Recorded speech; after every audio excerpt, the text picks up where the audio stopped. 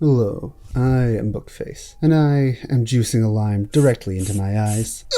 Today, we're talking about a funky vampiric thing that has been a real pain in my neck. And as much as I'd love to leave it there and vaguely imply that I am frequently fighting vampires off camera, rather poorly, I guess, I feel like research rants are starting to become a bit of my brand. God, that sounds so boring. So, I initially learned about this creature from, no joke, Pinterest, where someone had put this image up and a small blurb of information. I was stoked because I thought it looked and sounded really cool. Unfortunately, when I went to research it, all I could find was the Forgotten Realms, which is apparently some setting for Dungeons and Dragons. Now, I can appreciate some D&D. However, it's not the strictest when it comes to mythological accuracy, because those are different types of nerds. So I spent a good long while trying to find any information about this thing, only to find the same D&D stuff over and over and over again. And eventually I just kind of wrote it off as some online fake lore and called it a day. Eventually, though, I came back to it, and with a little more nerd skills, I found it in some random account in a book from 1928, literally just called Oddities, A Book of Unexplained Facts, which is one of the most generic book titles in all of my research. This is why I always cite my sources, and why I will hunt you down if you do not. It is a nightmare trying to check someone else's work without knowing where they got their info from. And with that rant out of the way, let's jump right in. Woo! Today we're discussing a creature called the Burbalang. Now this comes from Cagayan Sulu, which is honestly the first bit of confusion I face. So I believe modern day that area is called the island of Mapon from the Sulu archipelago, which is a set of islands in the southwest of the Philippines close to Malaysia. All these weirdly specific topics are giving me so much geography info. The information we're getting about this bad blood-sucking bit is mostly that recounted by Ethelbert Forbes Skirchley, who I can't find anything about, but his name seems cool, so seems legit. He was on the island while it was under Spanish rule, and he was told stories given to him by locals. There's also another bit, but we'll get to that later. So the stories go that there's a small village located in the center of the island, inhabited by those who follow neither of the two chiefs of the area. Insert timely political joke, because we live in a dystopia. These people are feared and called the Burbalang. This is an interesting phenomenon in myth, which I've notably seen with the Rougarou, where instead of just saying that monsters are these bizarre, inhuman creatures, instead implying or just directly stating that they're this other group of people and they just have magical powers. Though,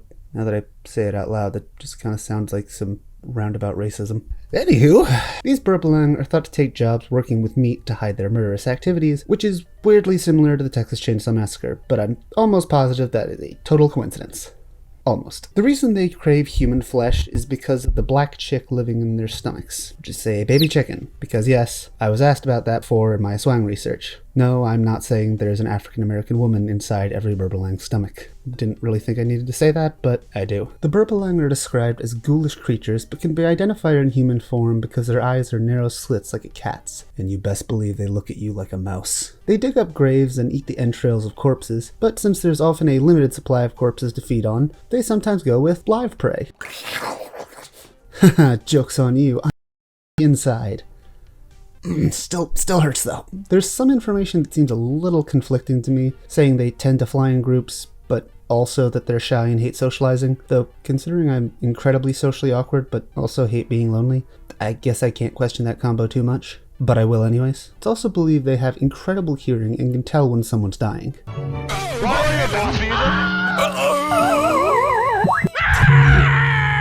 When this happens, they go into the tall grass, hide their bodies next to the Pokemon that definitely shouldn't be able to hide in there, and hold their breath to enter a trance. Because who doesn't love a little grass nap? Better than a dirt nap. That's how you get turned into editing me insert some funny joke about Burbalang entree or something. I'm fumbling. No. Doing this allows them to astral project and fly off to enter houses. They then enter into people's bodies to consume their entrails, notably without leaving any marks. It's impressive. Even the Carceria left a mark. That's a random video shout out I did not intend to put in here. You should watch that video, it's fun and very violent. They can be detected by the moaning sound they make. Editing Bookface, don't you dare. Okay, good. Let's get back to They paradoxically sound quieter when they're close and louder when they're far away because screw the Doppler effect, I suppose. Also, as they approach, their wing flaps can be heard. I don't know if that also gives the Doppler effect the middle finger or if it just sounds normal. Hopefully that's not some life or death information you'll need in the future. If so, I have failed you. Subscribe in the afterlife. And their eyes flicker and glow like fireflies. Your eyes, they are Naturally, avoiding these things is always advisable, so it's good that they're known to fear spices, vinegar, fire, and knives. Those last two are pretty valid, I'd say. Also, people who possess a coconut pearl are safe from the Burbalang. Of course, that raises far more questions than it answers. A coconut pearl is a stone allegedly found in coconuts, similar to an opal and theoretically one of the rarest gems in the world, especially since it's not even confirmed to exist. Unfortunately, the power of this magic pearl only works on those who find them, and that magic dissipates if the pearl is given away or the person who found it dies. Okay, but what if I just so happened to find it in somebody's house that I definitely didn't break into, or on their corpse, hypothetically?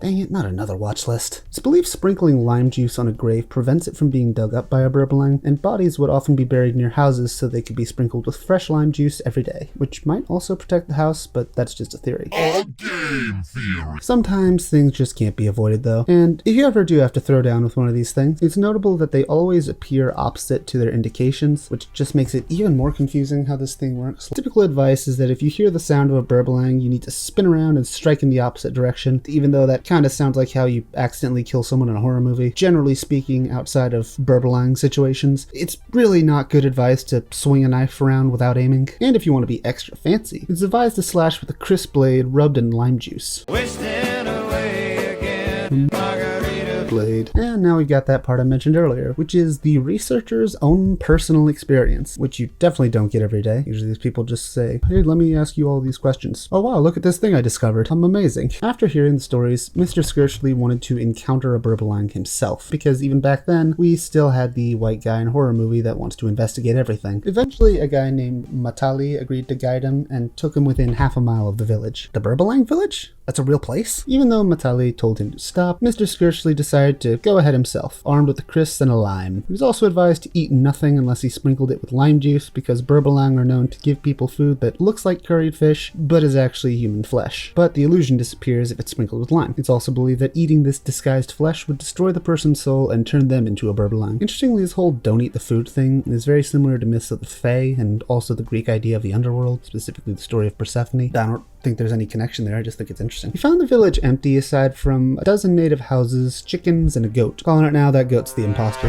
Are Among Us references even remotely relevant anymore? Probably not, but neither am I, so who cares? He checked the houses and found them all empty, but in one of them he did find a basin of rice, and it was still hot. These are literal horror tropes here, people. He got back to Matali and described everything and was told it's because the Burbalang were out hunting and they needed to leave immediately. They tried to get home before dark, but only got halfway before the sunset. Everything was quiet when they suddenly heard loud moans. Editing Bookface, don't you dare! Matali panicked and pulled them both down into the grass because their only chance of survival was hiding and hoping the Burbalang just left. The moaning got quieter, which remember means they're close, not the kind of close you'd expect from something that's moaning. They began hearing wing flaps and saw fireflies overhead, the ultimate harbingers of doom, but after a minute passed and the moaning became louder, it indicated to them that those things were gone, and they booked it. Eventually they walked up to a house owned by a man named Hassan. Matali said Hassan had a coconut pearl, so he'd be safe, despite the faint moaning indicating that the Burbalang were definitely in the house. I don't know, maybe someone was just having a good time in there. The next day, Mr. Skirchley went back to the house to get an account from Hassan of what happened. He knocked and nobody answered, and eventually he broke the door down to get in, only to find Hassan dead, curled up with a distorted face, staring forward and clenched hands. And I have no jokes, that's just genuinely horrifying. Congratulations on being scarred for life. I guess I did have a joke. And there we have the Burbalang, a very specific Aswangy vampire thing. If you like my content and want to help me make more, you can subscribe to my Patreon for as little as $1 a month. But if you subscribe to little bits and pieces of all my drawings that you can combine and make into your own horrifying monsters. Though anyone who subscribes will still get access to my weird little video add-ons, like this thing. Look how weird that was. Pretty sure my last video I was saying thanks for 1,000. I have 5,000 now. So thank you for that too. I'm slightly overwhelmed, but I'm very happy about it. Check out my website if you want to see more detailed accounts of things. Man, as soon as I'm done reading the script, my energy just plummets. With that, I'll see you next time. Bye!